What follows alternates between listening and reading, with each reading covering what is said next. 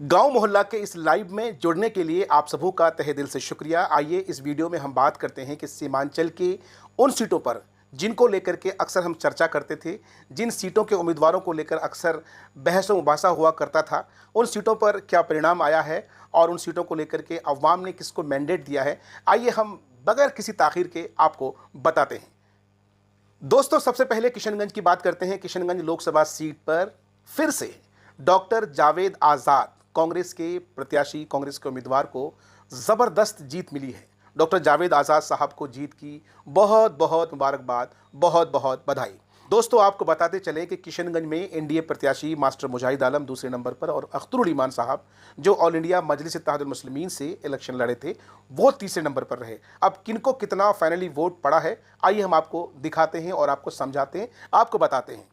दरअसल डॉक्टर जावेद साहब को कुल जो वोट पड़े वो 3,73,026 वोट पड़े हैं। 3,73,026 वोट ये डॉक्टर जावेद साहब को पड़े हैं। वहीं मास्टर मुजाहिद आलम साहब, एनडीए उम्मीदवार, जदयू के प्रत्याशी, इन्हें 3,16,140 वोट मिले और अख्तरुल ईमान साहब, इनको 2,88,556 वोट मिले हैं। और इस तरह से अगर हम देखें तो 56,886 वोटों से डॉक्टर जावेद साहब लीड किए हैं। और वहीं पर अगर अख्तरुल ईमान साहब की बात करें तो पिछले 2019 के चुनाव के मुकाबले में इस बार अख्तरुल ईमान साहब को खासा नुकसान हुआ है। हालांकि 2019 के चुनाव में भी वो तीसरे नंबर पर थे, तब शायद 30 या 35 या मैक्सिमम 40,000 का डिफरेंस था, लेकिन यहाँ पर तो बहुत ज़्यादा डिफरेंस है। तकरीबन 84-85 हज़ार के आसपास इतने वोटों से जो है साहब पीछे रह गए।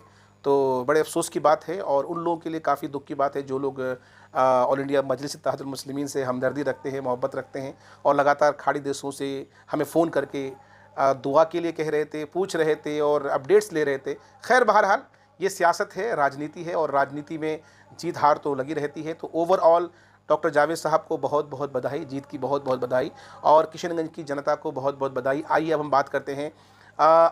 बात करते हैं कहाँ की बात करेंगे? अब बात करते हैं पूर्णिया लोकसभा सीट की। दोस्तों, पूर्णिया लोकसभा सीट ये भी किशनगंज की तरह काफ़ी इंटरेस्टिंग सीट रही और इस सीट पर लोगों ने एक तरफा दीवानगी दिखाई थी पप्पू यादव को लेकर के। भाई साहब, जब इलेक्शन चल रहे थे, क्या लोगों में दीवानगी।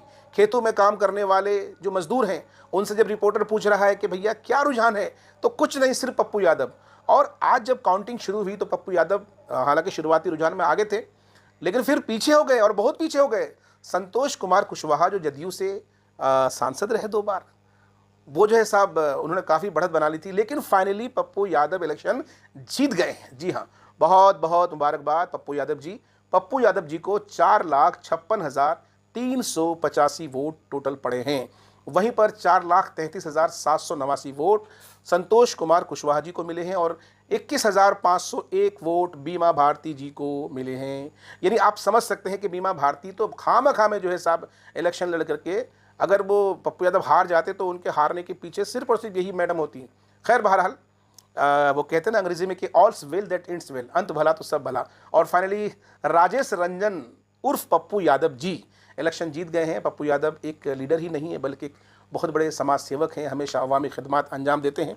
दोस्तों, जिन दिनों में जामिया में पढ़ता था, दिल्ली में रहता था और उन दिनों पप्पू यादव सांसद हुआ करते थे और हमने सुना है और हमने अपनी आंखों से देखा है कि वहाँ जो उनकी सांसद के लिए जो कोठी होती है, तो सांसद की कोठी में भैया किशनगंज और पूर्णिया, कटिहार, वहाँ के जो बेचारे इलाज के लिए जाते हैं, सब भरे पड़े हैं वहाँ पर। तो ये होता है ज़मीनी नेता। और 2017 के बाढ़ में कितना इन्होंने काम किया, फिर लॉकडाउन के दौरान कितने लोगों की मदद की उन्होंने। तो ओवरऑल पप्पू यादव तो एक ज़मीनी नेता है ना, इन्होंने अवाम के लिए काम किया, इसलिए अवाम में इनको लेकर खासी दीवानगी।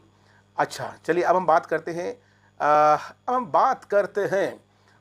हैं अररिया लोकसभा सीट की। तो भैया देखो, अररिया लोकसभा सीट की जो है ना फाइनली रिजल्ट जो है डिक्लेयर कर दिया गया है और ये इलेक्शन कमीशन ऑफ इंडिया की तरफ से फाइनली रिजल्ट डिक्लेयर कर दिया गया है। यहाँ पर प्रदीप कुमार सिंह इलेक्शन जीत गए हैं। जी हाँ, प्रदीप कुमार सिंह इलेक्शन फिर से जीत गए हैं और उनको टोटल वोट पड़े 6,146, जबकि 5,80,052 वोट लेकर के आए शाहनवाज साहब, जबकि 13,446 वोट लेकर के आए शत्रुघ्न प्रसाद सुमन। खैर, बहरहाल तो इलेक्शन कमीशन ऑफ इंडिया का जो वेब पोर्टल है, उन्होंने अपने वेबसाइट पे ये डिक्लेयर कर दिया है कि भैया इनको हमने जीत घोषित कर दिया। तो प्रदीप कुमार जी अररिया से जीत गए हैं, तो प्रदीप कुमार जी को बहुत बहुत बधाई। देखिए, प्रदीप कुमार जी भले ही भारतीय जनता पार्टी से आते हों, लेकिन इनको लेकर कहा जाता है कि ये ज़मीनी नेता हैं। जिस तरह से नितिन गडकरी एक ऐसे लीडर जिनको सब पसंद करते हैं, उसी तरह से प्रदीप कुमार को लेकर के भी कहा जाता है कि एक अच्छे नेता हैं, सभ्य नेता हैं। खैर, आइए अब हम बात करते हैं, कटिहार की बात करते हैं। कटिहार लोकसभा सीट की बात करते हैं। हालांकि कटिहार लोकसभा सीट, देखिए, कटिहार लोकसभा सीट में भी तारिक अनवर साहब, मुबारक हो तारिक साहब, जीत गए आप। दोस्तों, तारिक अनवर साहब को 5,65,289 वोट आए, जबकि दुलाल चंद गोस्वामी जिन्होंने पिछले बार इनको हराया था, इनको वोट आए हैं 5,16,876। ठीक है। उसी तरह से गोपाल कुमार महतो ये तीसरे नंबर पर हैं, इनको मात्र 14,000 वोट आए हैं। तो कुल मिलाकर के ये देखा जाए कि तारिक अनवर साहब ने 48,403 वोटों से हराया है। कम बड़ी बात है, बहुत बड़ी बात है। चलिए, अब अजान भी हो रही है, नमाज भी पढ़नी है, लेकिन जाते जाते मैं थोड़ा सा आपको ये अपडेट दे रहा हूँ। ये किशनगंज का हमने आपको बता दिया। आइए थोड़ा सा हम आपको बताते हैं औरंगाबाद को लेकर के बताते हैं। यहाँ से औरंगाबाद महाराष्ट्र से इम्तियाज़ जलील साहब इलेक्शन लड़े। पिछली बार इलेक्शन जीते थे, लेकिन इस बार बुरी तरीके से बेचारे इलेक्शन हार गए। यहाँ पर जीते हैं शिवसेना के भुमारे संदीप अनारो आश्रम, इनको 4,31,036 वोट मिले, जबकि 3,13,183 वोट इम्तियाज़ जलील साहब को मिले हैं। और इम्तियाज़ जलील साहब जानते हैं कितने वोट से हारे हैं? 1,17,000 वोट से हारे हैं, जबकि इम्तियाज़ जलील साहब पिछली बार इलेक्शन सिर्फ और सिर्फ 5 या 7,000 वोट से जीते थे। खैर, बहरहाल बैरिस्टर असदुद्दीन ओवैसी साहब इलेक्शन जीत गए हैं, ये काबिल तारीफ़ है। और उसी तरह से अगर हिना साहब की बात की जाए तो हिना साहब इलेक्शन हारी है, बल्कि हिना साहब, मुझे तो सबसे ज़्यादा गुस्सा हिना साहब पर ही आ रहा है। हिना साहब पर मुझे गुस्सा इसलिए आ रहा है, हो सकता है कि आप लोग मुझे बाद में गाली वाली दें, लेकिन सच्ची बात यह है कि मुझे हिना साहब पर बहुत ज़्यादा गुस्सा आ रहा है। गुस्सा इसलिए आ रहा है दोस्तों कि यार ये कोई बात हुई कि आपको अगर पार्टी ऑफर कर रही है इलेक्शन लड़ने के लिए, तो इलेक्शन लड़ना चाहिए आपको। ज़िद पे अड़ी रही कि नहीं मैं तो इंडिपेंडेंट इलेक्शन लड़ूंगी, या हो सकता है कि इंटरनली अंदर खाना जेडीयू से कोई सेटिंग हो गई हो। अब देखिए, जो विजय लक्ष्मी देवी जनता दल यूनाइटेड से चुनाव जीती हैं, जनता दल यूनाइटेड से विजय लक्ष्मी चुनाव जीती हैं, इनको वोट आया है 3,81,857।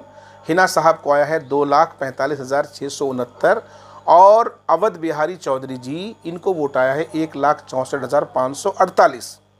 मैं ये बात क्यों कह रहा हूँ कि हिना साहब को इन्होंने गलती की है, ये अपने ज़िद पे आ गई है, बहुत बड़ी गलती की है।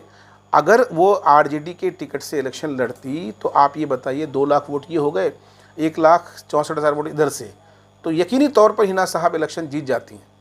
अगर आरजेडी ने अप्रोच नहीं किया तो आपको अप्रोच करना चाहिए। यार, इस टिकट के लोग क्या नहीं करते हैं यार। अगर आरजेडी ऑफर नहीं कर रही है तो आप जाके रिक्वेस्ट करिए ना साहब। देखिए, राजनीति में जज्बात नहीं चलता, फीलिंग्स नहीं चलते हैं। सियासत में तो सिर्फ काम होना चाहिए। वक्ती तौर पर दुश्मन दोस्त होता है, सियासत में कोई आपका परमानेंट दोस्त नहीं है, परमानेंट दुश्मन नहीं है। अब बताइए, नीतीश कुमार जी चले गए और नीतीश कुमार जी क्या बोले कि हम गलत जगह थे, अब हम कभी नहीं जाएंगे। लेकिन अब जब एनडीए की सरकार बहुत ज़्यादा सीटें नहीं ला पाई है और इंडिया गठबंधन उसके आसपास में है, तो खबरें ये भी आ रही हैं कि नीतीश कुमार को ये मनाने की कोशिश की जा रही है कि चचा आप आ जाओ हमारी तरफ, बन जाओ पीएम। तो इस तरह से भी जो है साहब नीतीश कुमार को पटाने की कोशिश की जा रही है। और नीतीश कुमार तो निराले हैं साहब, वो अपने पोस्टर में लिखते हैं नीतीश सबके हैं। और आपने एक चीज़ देखा, इस पूरे इलेक्शन के अंदर तेजस्वी यादव ने नीतीश को नीतीश चचा ही बोला, ज़्यादा एग्रेसिव नहीं हुए। वो एग्रेसिव हुए बीजेपी पर, नरेंद्र मोदी पर। ओवरऑल दोस्तों, बहुत बहुत बधाई हो सीमांचल के लोगों को कि सीमांचल में इंडिया गठबंधन की ज़्यादातर सीटों पर जीत हुई। डॉक्टर जावेद साहब को किशनगंज से जीत मिली है, पूर्णिया से पप्पू यादव को निर्दलीय जीत मिली, लेकिन पप्पू यादव जाहिर है कांग्रेस उन्होंने ज्वाइन किया है और कांग्रेस में ही जाएंगे वो यकीनी तौर पर। और उसी तरह से तारिक अनवर साहब को जीत मिली है, बहुत बहुत बधाई हो। और प्रदीप कुमार सिंह जीते हैं।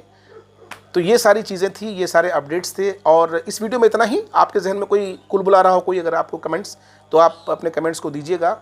और अगर आप मास्टर मुजाहिद साहब के शहदाई हैं, चाहने वाले हैं, अख्तरुल ईमान साहब के या ऑल इंडिया मजलिस इत्तेहादुल मुस्लिमीन के चाहने वाले हैं, तो अपनी राय ज़रूर दीजिएगा। लेकिन मेरा एक सवाल है, मुझे ऐसा लगता है कि अख्तरुल ईमान साहब उम्र के जिस पड़ाव में हैं, इसमें कोई दो राय नहीं है कि सीमांचल के सबसे बेहतरीन नेता हैं, सबसे बेहतरीन लीडर हैं, लेकिन बेचारे हार जाते हैं सिर्फ एमआईएम की वजह से। अरे भैया, कब तक एमआईएम को ढोगे? मुझे लगता है कि उन्हें एमआईएम को छोड़कर आरजेडी कांग्रेस में जाना चाहिए और सत्ताधीन होना चाहिए। आप क्या सोचते हैं? कमेंट बॉक्स में अपनी प्रतिक्रिया जरूर दीजिएगा, गाली मत दीजिएगा प्लीज़। अल्लाह हाफिज़।